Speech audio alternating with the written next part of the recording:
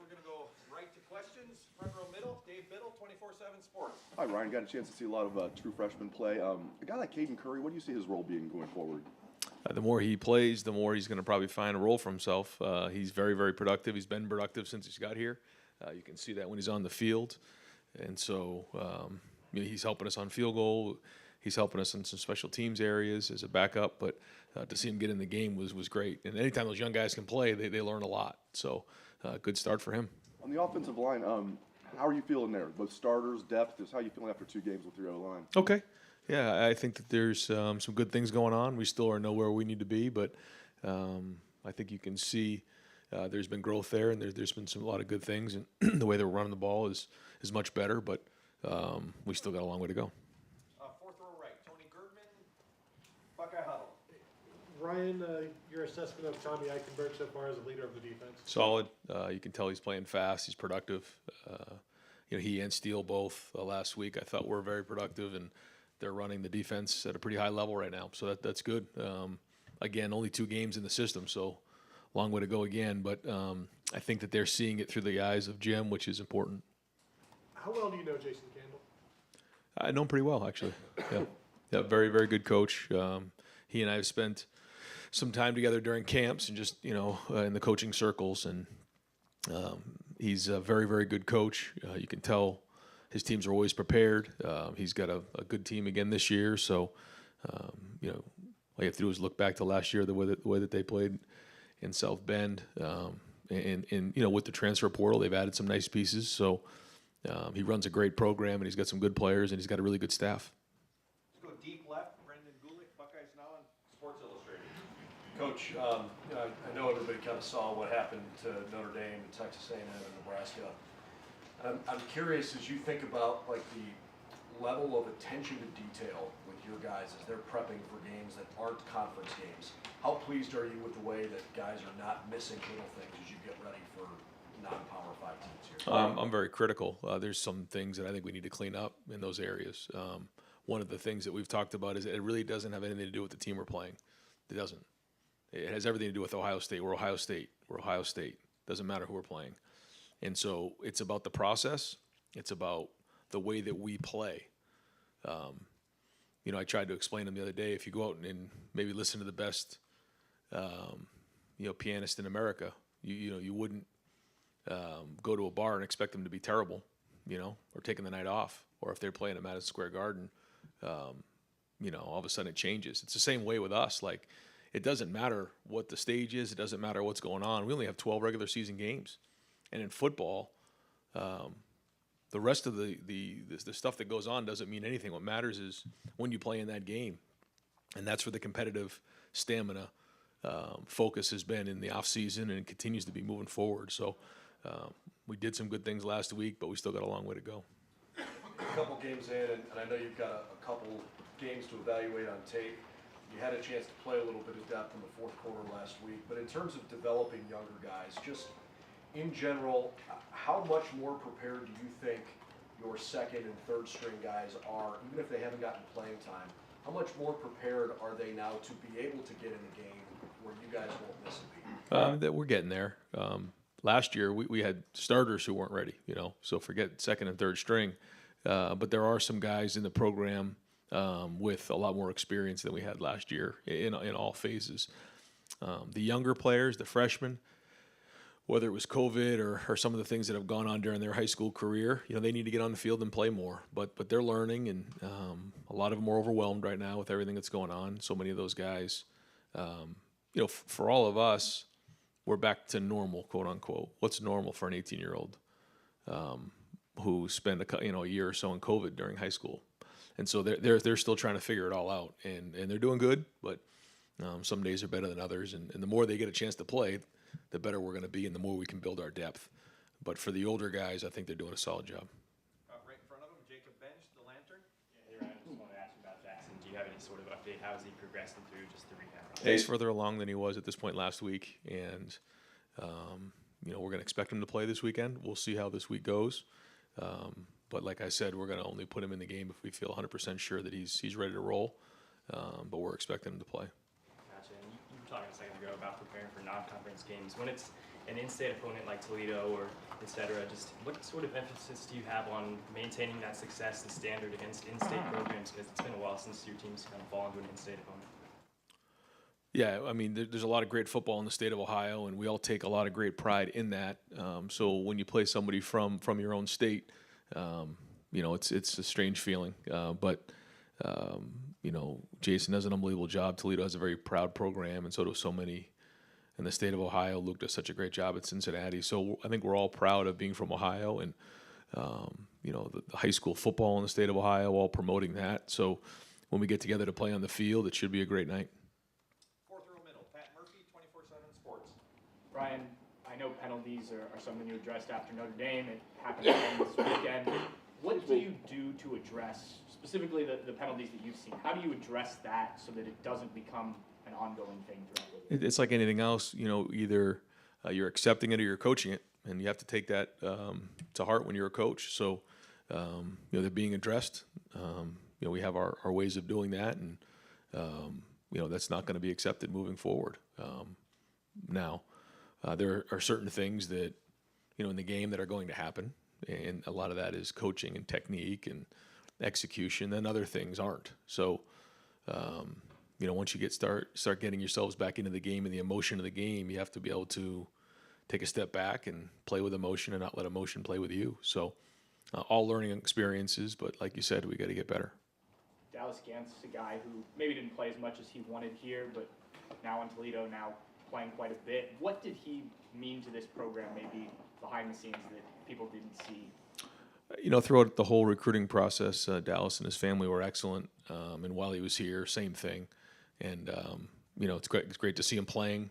Certainly wish he was playing for us, but you know, it's not great when you have to go play somebody that was in your program already, you know, but he comes from a great family, a great program, and I guess we're all kind of getting used to a little bit of this transfer portal and how it works. And I guess this is the real positive side of the transfer portal, an opportunity for someone to go play. And so I'm glad he's doing well.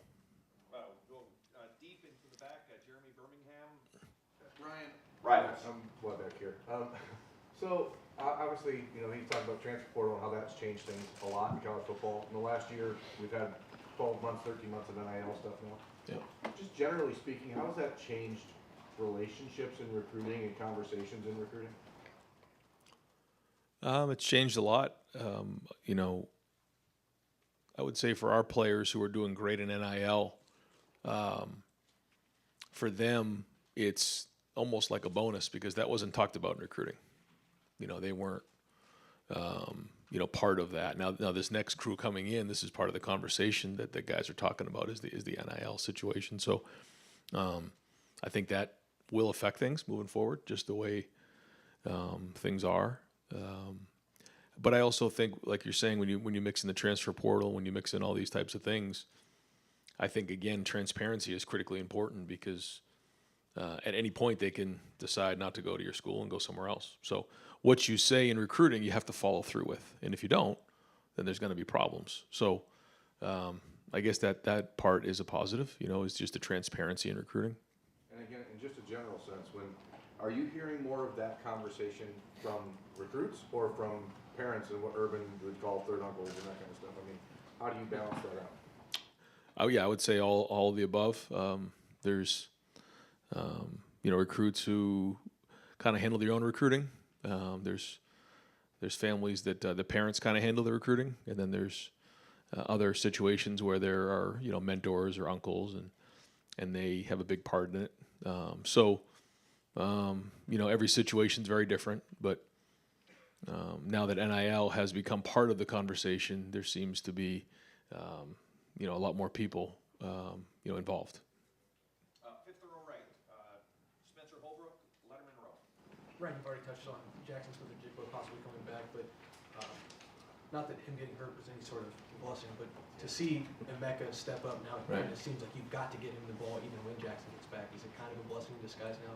Yeah, I mean, we're a different team when Jackson's in there. There's no question. But to your point, I think that we've had to you know, have some other guys step up and figure a few things out. And I think that has been good for the longevity of the offense and the depth of the offense. So We can't wait to get Jackson back, but it has allowed an opportunity to get some guys out there and kind of build some packages.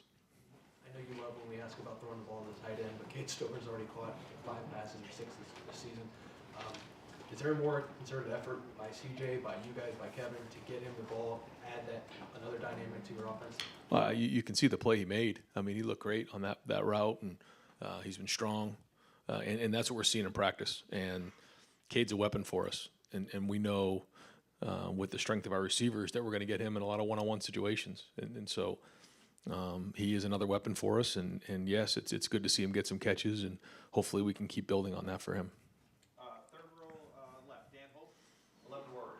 Ryan, another tight end, G. Scott got in there for some more plays this past week. Do you kind of view him as a guy who can supplement both your tight end and your receiver depth with his skill set? Well, he came over from receiver, but he works with the tight ends full time, and you can see his ability to block as a tight end, and that's great. So it gives us a lot of versatility there.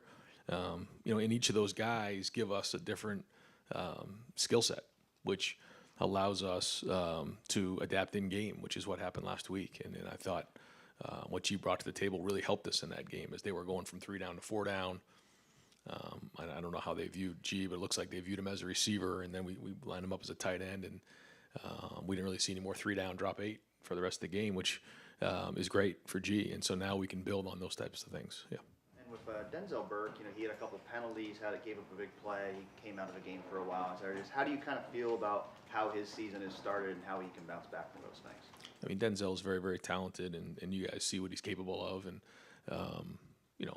I think that, he's going to keep working to get better. And, he certainly has some plays he wants back. But, we're all confident that he will. And he's ready to make those plays. But at the same time, he's got to identify what those things are that, got him jammed up on those plays and make the adjustments from there. Right in front of him, Stephen Means, Cleveland.com. Ryan, it's kind of a weird way to ask this question, but the touchdown pass to Mecca, the route he ran, was that kind of similar to what you guys did with Chris against Wisconsin in 2019 at all? Yeah, similar. Yeah, I would say so. A little bit different. That was in a 3-by-1 set. This was a 2-by-2, but yes. Yeah. Whether it's Justin or CJ, where do you want him to put that ball exactly on that type of route? Right on the money. Yeah. That one was well done because Emeka kind of worked his way through a lot of traffic there, and it didn't quite drop the way that we expected it to. But what it did allow to have happen was because he kind of got caught up in the trees in there, the rest of the coverage kind of got depth, and so it opened up the middle of the field, which is what we were trying to get done there. But Emeka was strong, and I'll give Emeka a lot of credit. He plays physical, he plays strong, where, in that situation, a lot of receivers may have kind of got bumped off the route, and the route would have been dead. I mean, he just kept pushing through it, and the protection was excellent. Mayan Williams picked up a nickel blitz there who kind of added on, and that was really well done and allowed CJ just enough time to slide in the pocket. I think that's another thing that CJ is doing a good job of, is his pocket presence. He's had to escape a couple times. He slid there to buy himself a little bit of time. The protection was good, and it allowed us to play for, an opportunity for a big play. And I think that's something we talk about with our whole line is that, when plays like that, when you can give the quarterback and the receivers time, boy, the rewards are huge. If you don't have good protection there, that play doesn't develop because it took a long time. Just update on Julian Fleming. Is he kind of on the same development with Jackson? Same thing. Yeah, we're expecting Julian to play this week, and same thing. I think he's very similar to the Jackson situation. Yes. Front row right, Joey Kaufman, Columbus Dispatch. Ron, you mentioned Jackson was further along than last week. Was he doing anything better? What can you guys just share on just his progress? Yeah, it's just in the rehab and just in the strength and the flexibility and all that stuff. And as far as the cornerback rotation, J.K. Johnson came in for Denzel Burke in that second quarter and he's got quite a bit of snaps. What did you see from him? Is probably the longest look we've really had with him. Yeah, no, J.K.'s done a really good job. J.K. has a lot of skill. He can really run. It means a lot to him. He's practiced well. He's done a good job. And I think that's one of the things that, whether it's preseason or during the season, the only way you get better is to practice. And that sounds like, a cliche from a coach, but it's true. And J.K. has practiced. And because of that, he's allowed himself, the opportunity to get out there and earn some snaps. Now, what he does with those snaps, that's going to be between he and Coach Walton. But I think you see his capability. Over to the right, Clay Hall, WSYX. Because of the depth on the D line, what's the fight for playing time like, or first, second, and third team kind of defined? Well, I think it's week to week, but I think you can start to see, a bunch of guys kind of fill into their roles a little bit. But there's good players in there, and it's a long season, so we're going to need them all. And it's great to have fresh bodies coming in and out of there. I think at one point in the preseason, Jim Knowles said there are things about the defense only he knows, and he keeps those to himself. Does that add to the mad scientist persona, or? Yeah, I do you guess. think he's got a bunch of secrets up there? Yeah, I guess we'll play like charades and see what he's got in his mind. No, I just think, you have a vision. Anytime you're a coordinator of what you want it to look like and where you see it going. And then there's certain things that need to be said and certain things that need not to be said. And I think that's, again, the art of motivation and the art of coaching. And I'm sure there's a lot of things that, he's looking forward towards because it's a long season. And like we talked about last week, you got to upgrade every week. And you have to stay a step ahead of the opponent. And that's what he's talking about. Right in front of him, Don Mary, WBNS. Ryan, how much do you pay attention? I know each week you're focused on the opponent, but how much do you pay attention to what happens in college football, the upsets and whatever? And as you hammer your guys on the competitive stamina, do you use those things as examples? Well, when you have a noon game, there's nothing better than being home at about 4:30, 5 o'clock, and then just sitting there and watching the games and watching some of the other coaches and teams have to go through what we go through. But it was great to sit back and watch some of those games. There's some great games, and tribute to all those teams who played really well and did a great job in the off season, and I thought it was wonderful. But it does go to the point that whether it's this year or any year, anybody can beat anybody, and you have to have that approach when you come into the games. And there's some really good teams out there. We're going to play one this week, so. Do I look at the rankings and all that? No, because that doesn't matter. We have to keep winning. But at the same time, we do watch to see what's going out there, trends, what's going on along the college landscape, how teams are and what are the strengths and what's going on offense, defense, special teams. So, yeah, we're always looking at those types of things. As you look at Toledo, what jumps out? Well coached, first off, good players, good skill, a couple really good guys defensively up front. They've upgraded in a couple areas with the transfer portal, and a team that will come in here and play really hard. They're not going to come into Ohio Stadium and be intimidated at all. So I think you combine all those things, you got a really good opponent. Front row right, Austin Ward, Rivals, 97.1, The Fan. Ryan, you didn't seem all that concerned after the game about Mike Hall. Did the evaluations Sunday and Monday bear that out with him? It did. Okay. Kevin Wilson kind of joked midway through camp that he thought Mike Hall was the best third-string defensive tackle he had ever seen. When did you start noticing that he was going to be a key part of this for you? Yeah, I mean, in the preseason, you could see what he was doing. He's very disruptive, and you really have to earn your way here. You don't just get thrown into it when you have some guys who, have been here for a little bit longer, and so you have to earn your time. But at the end of the day, the best players play, and he's been very productive. I think he's got 5 TFLs maybe in the first 2 games, and so if he can keep building on that, a lot of good things are going to happen. But I think across the board, there's a lot of good guys, guys who have played well up front, and we got to keep building on that, keep growing on that. I think Ty Hamilton, I think Larry said had his best games to date, so that was good, and you're seeing a bunch of guys get in the backfield to make plays. What did you think about the way Perry and Josh Proctor managed that situation in week 1 and the way they got through to week 2 and the bounce back? It's similar to what we were talking about, where when you're on the field, you gotta play well, and it's very competitive here. And unlike last year, we have some more experience to go back on, and Josh is gonna play, but just like any position, you got to produce, you got to play well, and certainly I know he wish he had that first play back and maybe a couple other ones, but he and Perry are working hard to make sure that he's playing his best football right now, because that's the goal. And But we have some good guys back there, so it's very competitive. Fourth row right, Cameron Teague, The Athletic. Ryan, Trevion and mine are pretty much split in carries right now. Kind of just your evaluation of their game through the first 2 games, and how much does that open up what you guys can do offensively when if you need to lean on them late games, I mean, they can wear down a defense. That's very important. It's the balance that we're talking about, and I think it's gone about the way that we expected. If you're starting to lean on one guy too much, then that can hurt you late in the season. So, we want to kind of split those carries the best we can and keep them fresh week in and week out. But they're running hard. They're running violent, and we need to continue that. We have to continue to take care of the football, number one, and protection's been solid for the most part. On mine, his development from last year to now, has it been about on par what you expected from him right now? He's ahead of where I thought he would be. If you said, where do you think mine will be 6 months ago? I thought he had a really good spring. I thought he had a really good preseason, and because of that, he's playing well. Second row right, Bill Landis. Rivals. Ryan, when you get young guys in at the end of the game like you were able to this week, is that more about just, you just want to get them on the field so they can get used to what it's like, or as a coaching staff, how much stock do you put into like a guy like Caden playing the way he did when the game's, it's out of hand? I'm sure the other team is tired of getting, run over for 4 quarters. Like, is that still meaningful for you guys? Do you try to assess whether or not a player can help you moving forward? 1,000%. Yeah, I think that's everything. It's like when you step on the field, what do you do? Are you doing your job? Are you producing?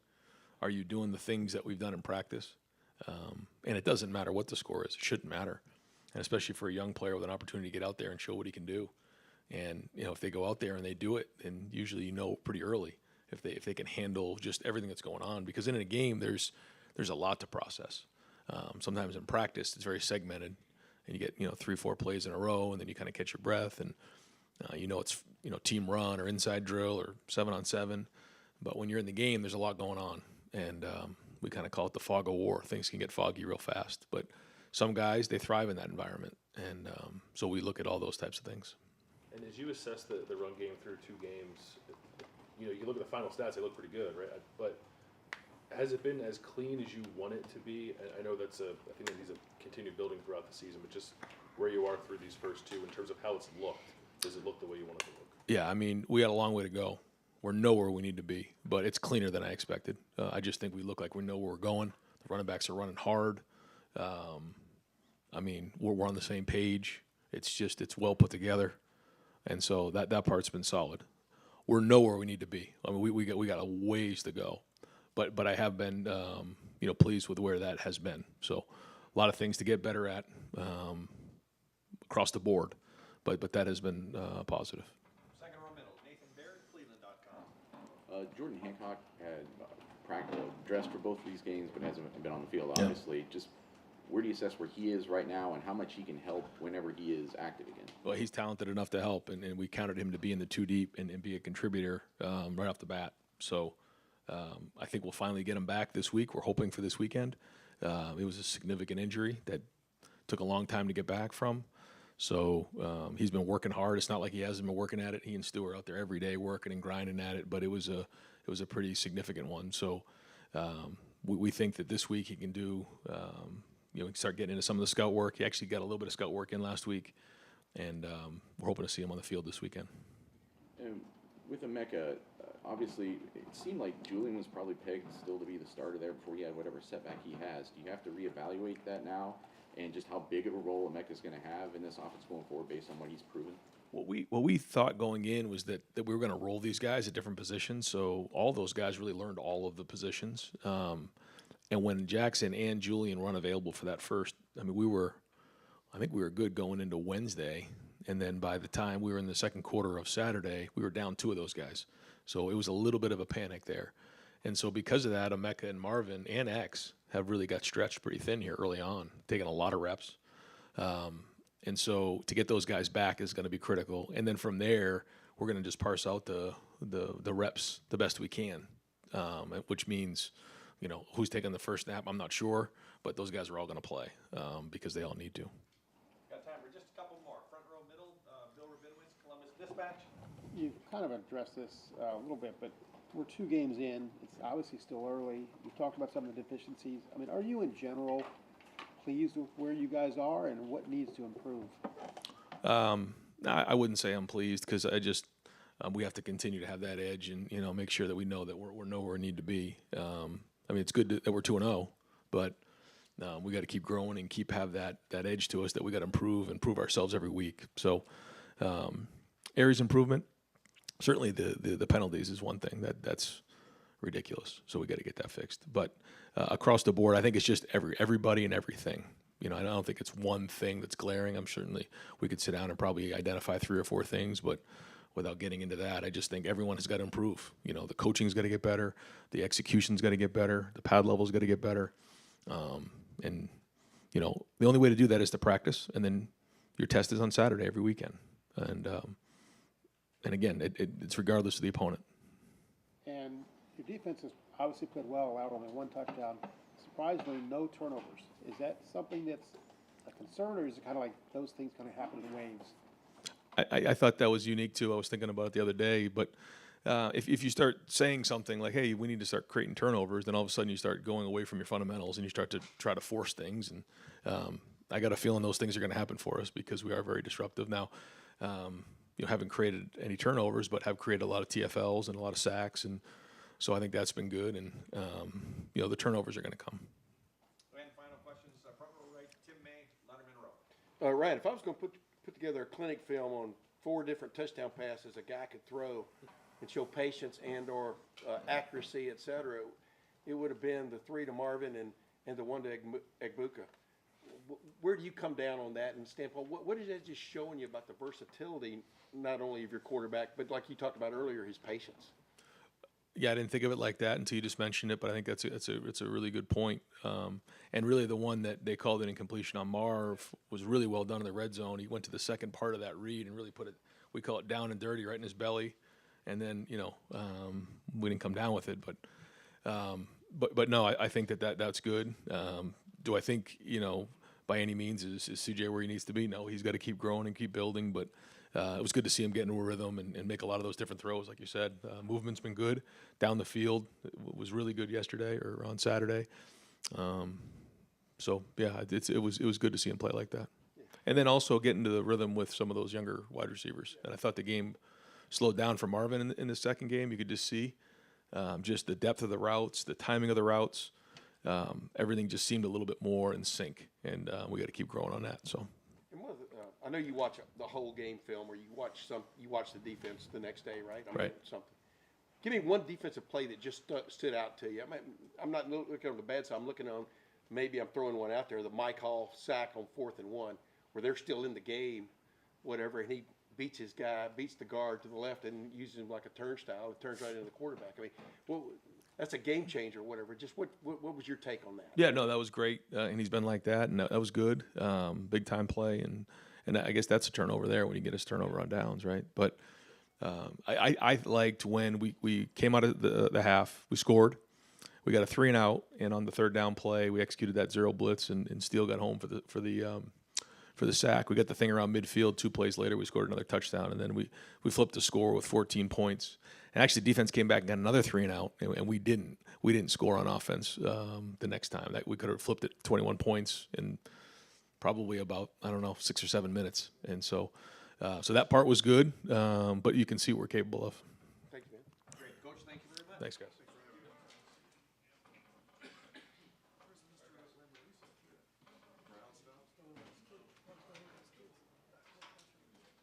All right, folks, we're going to open up the floor for Coach Jim Knowles. We're going to keep him about 15 minutes only today. Do our best to get a lot of questions in. We're going to open it up far left. Justin Holbrook, WCMH.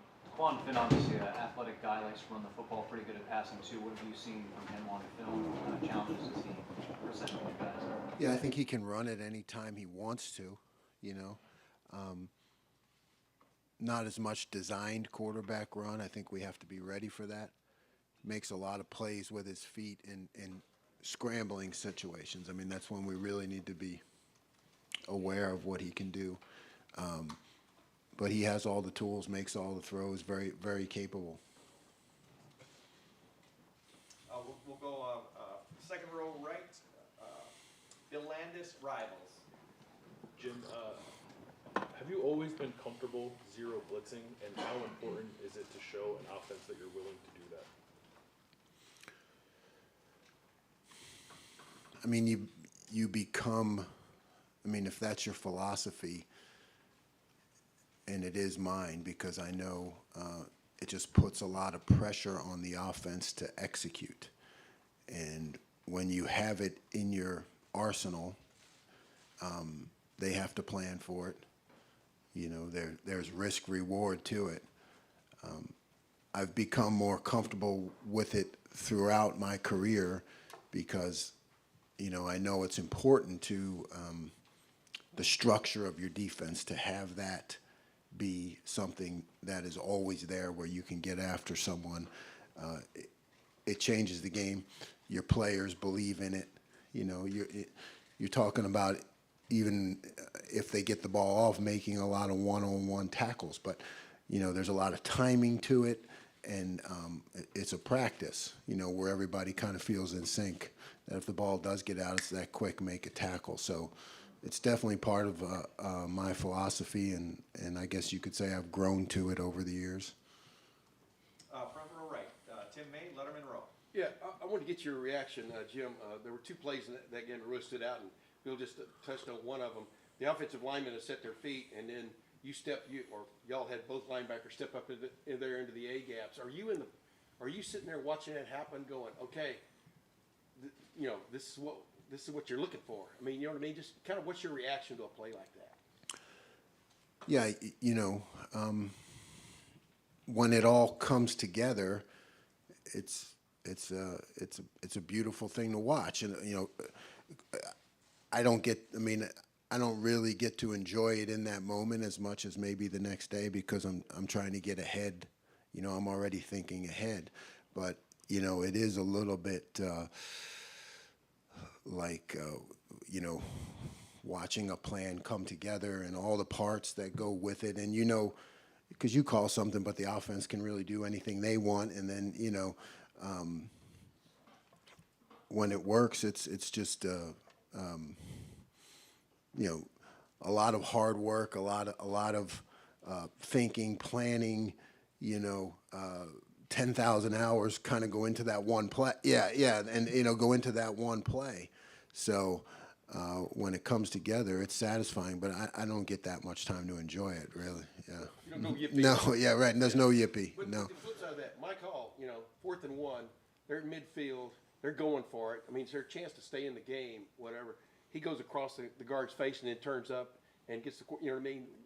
That's an effort play, right? I mean, describe the two emotions you get from watching those two different plays. Yeah, yeah, that is definitely a, well, he's a talented guy, but it's a effort and more of a habit. You know, it's really, in those critical situations,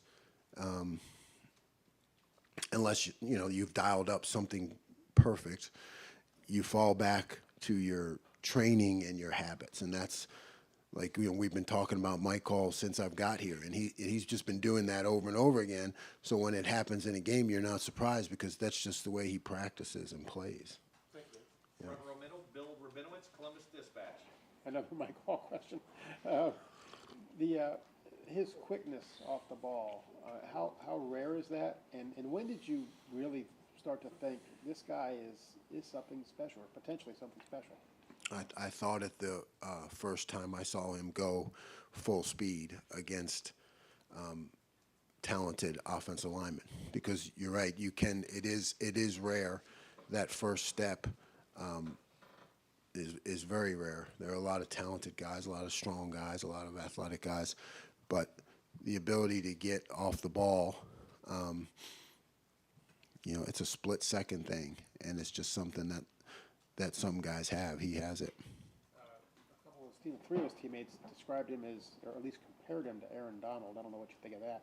Can you comment on that? And also to the fact that as well as you guys have played, there haven't been any turnovers. Is that an issue, concern, not a concern for you? I think where Mike goes is, you know, he has tremendous potential. he earns everything he gets. I think, the sky's the limit in terms of where he can end up. Turnovers, takeaways, they're one part of the metric to being successful on defense. I think they come as guys get more comfortable in the system, and when you're more comfortable and you can see, the forest through the trees, and you're able to take more chances because you feel comfortable in the system. So I don't like it, but am I concerned? Yeah, I mean, I'm concerned about everything all the time. That's just one thing. I think back to I think it was 2012, first year we made a bowl game at Duke, which is great. We got 6 wins, and then Duke hadn't made a bowl game in a long time, and then we had to face Clemson and Florida State back to back when they were both at the top of their games. I think it's 2012. We had, in those 2 games defensively, we had 10 takeaways. We also gave up 100 points. So, I mean, it was like, it was we had 10 takeaways and gave up 50 points a game. I mean, how do you do that? So, I mean, takeaways are just, they're one part of the metric, but, we review it with the team. We go over our goals. The thing about defense, it's a right now proposition. Either you stop them or you don't. That's the way I look at it. Taking the ball away is one way to stop them, and getting off the field on 3rd down is another way to stop them. Then sometimes the ball ends up in the red zone. Either we did it to ourselves, or sometimes it just gets there through other ways. It doesn't matter. Then it becomes the field goals, and I think we've been doing. That's one area we've been doing very well. So there are a lot of metrics. Takeaways, one of them. We want that to be better. 4th row right, Cameron T, The Athletic. Jim, one more Mike Hall question. Ryan mentioned last week, and it wasn't just about Mike, but just in general, like when players have a good first game, you have to build on it. You have to come back and have a good week the next week. What about Mike makes it that's not even a concern? That, like, you mentioned how he's a habit player, like some plays he makes their habits. What about him makes it think that, like, this isn't going to be a flash? It's a thing that can consistently go for him. Yeah, there are some guys that when you watch them in practice, that just go hard every single play. Game, non-game, walk through, it doesn't matter. I think Mike has a lot of that in him, so that's he's always going hard, and that's something that's going to lead his game to higher levels. Front row middle, Dave Biddle, 24/7 Sports. You guys are so deep at defensive end, but what are your thoughts about Caden Curry, and do you foresee maybe a bigger role for him going forward this year? And he's another guy that I noticed from the start when I got here, because he has a tremendous first step, and he's tough, and for his size, he's one of those guys that just can get himself into position to make plays, like just bounces off people, twists, turns, pitches a fit. So, yeah, I think he showed that he can play, and he can definitely be in the mix. He proved himself with step 1, getting in there and making plays, and that'll earn him more opportunities. Overall, as a defense through 2 games, are you happy with the tackling from your defense overall? Yeah, I mean, I think that it can be better. I thought we had some missed tackles last game. Again, it is a habit. It is totally a habit, and like I said from the beginning, practicing it in non-tackling situations is a whole concept that we've been selling since we got here, and the players, have bought into it. But now it becomes a habit of in practice, putting yourself in position. Yeah, we're not tackling. Are you in position? Where's your mindset? It's like an over and over thing, but I think we've made a good start. 3rd row left, Dan Hope, Lettermen Warriors. Jim, Denzel Burke, he gave up a big play, had a couple penalties. You guys took him out of the game for a while. Just how do you kind of assess the way his season has started, and kind of how do you help him bounce back from that? Yeah, Denzel's fine. You know, I mean, those guys at corner, they live on an island. It's something that, you know, 99.99% of the population could never do. It's a really tough competitive situation. You know, sometimes you get into a little bit of a slump. You know, you come out, reassess. He went back in and did better. So I think he's on track. You know, corners are going to have, because when you're in such a high pressure position, you know, you're going to have some ups and downs, and it's really natural. And he's got a great attitude, and you know, we trust him. How do you feel about the depth behind Denzel and Cam right now? Well, you know, we'd love to have Jordan back. You know, I mean, I think he can really add to that. You know, it is what it is. So I try to not have any feelings around it. You know, I mean, that's sometimes okay, this is what it is. So it really doesn't matter how I feel. It is what it is. You know, so we're working with the guys we have, and they're giving us everything that they have, and we're going to keep getting them better. Front row, middle, Joey Kaufman, Columbus Dispatch. Jim, to follow up on Denzel, when you're, I guess, evaluating a rotation and when to take a guy out or whether to keep him in and let him work through stuff, what goes into that, and specifically in Denzel's case, what went into that in the second quarter? Well, you know, a guy struggles on one play, no big deal. You know, you struggle on two plays, and maybe you can just feel, you know, you get a sense and a feel that he's a little bit behind, you know. That's not a good feeling as a player. Like, I know if I ever get into that situation as a play caller where you always feel like you're one step behind, you know, sometimes I'd like to say, hey, you know, can we take a break here? Anybody else coming? But I can't, right? So I got to kind of call my way out of it. But when you have a player, you just see, you know, you say, hey, man, you know, he just seems a step behind, a little off, you know. That's kind of a thing as coaches. That's our job, to kind of get him out, reassess, get him back in, you know, so he can do it. He was somebody who was banged up in camp. Has that had any carryover effect? Well, it doesn't help, right? I mean, repetitions stack on top of each other, and repetitions against quality opponents stack on top of each other. And when you miss a lot of time against our offense, those are certainly repetitions that can elevate your playing performance. So yeah, it doesn't help.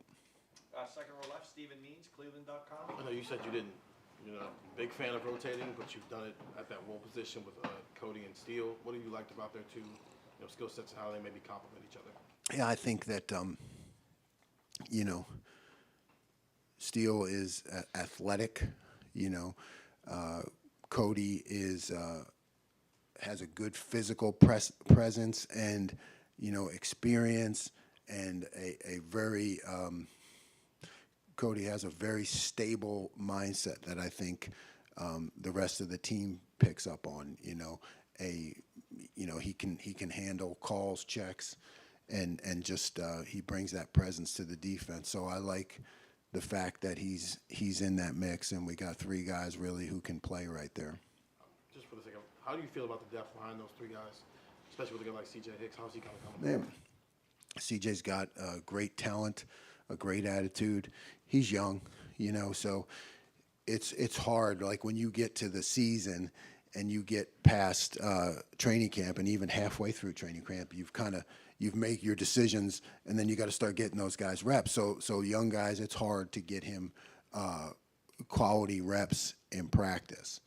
I think he's going to have a bright career, but it's hard to get him in the mix right now. Got time for just a few more. Where are we going here? Fourth row, middle, Tony Girdman, Buckeye Huddle. Jim, are you surprised at all that you started rotating Cody? Like, did you set out to do that this season? Yeah, you know, Cody was hurt, right? So didn't get much of a chance to evaluate him, but you could tell by his presence in the meeting room and the respect the other players had. You know, I had hoped that he would be able to show during fall camp to be a guy who was going to merit a lot of playing time, and he did. You know, he's really stepped up. And then your assessment of Tommy as a leader for the defense. Yeah, it's great. Tommy is tough, focused, driven. You know, has the respect of the defense and continues to improve. Second row middle, Nathan Baird, Cleveland.com. What are your thoughts on that bend but don't break moniker for a defense? And can it be a valuable thing? And is it only relative to, I guess, the quality of the offense that you're playing? I don't like it. I don't like that. I mean, you know, I would never call a defense that I was associated with that. You know, like I said, to me, it's a right now proposition. You know, we go on the field. I go on the field with the mindset every time of getting the ball back to our offense as quickly as possible. So I never think about bending but not breaking. You know, it's tough to even switch into that mindset when we go up. You know, we have a lead, or you put some guys in the game. You know, I'm still always chirping to go out there and hold the line and stop them right now. It's a habit. It's a way of thinking. So, you know, I don't like that term.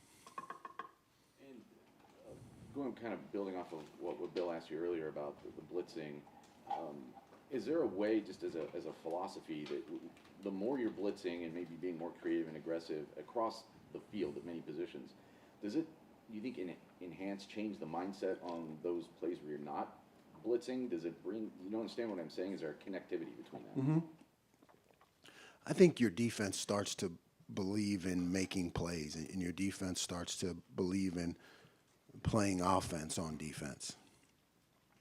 And that no matter what the situation is, you can set them back, get the offense behind the chains, create an advantage. So, yes, when you start doing that, blitzing, creativity, taking some chances, you make some plays, then I think the guys, they don't really think when they're out there, oh, we're blitzing, we're not blitzing. It's just a mindset that you're trying to develop on the defense, and that they're confident that they can do that. Great. Coach, thank you very much. Thanks, Coach. Folks, we have about 40 minutes before CJ's available. He'll be in here about 1:30, so everybody at ease. 1:30 before CJ will get here. Man, I wish.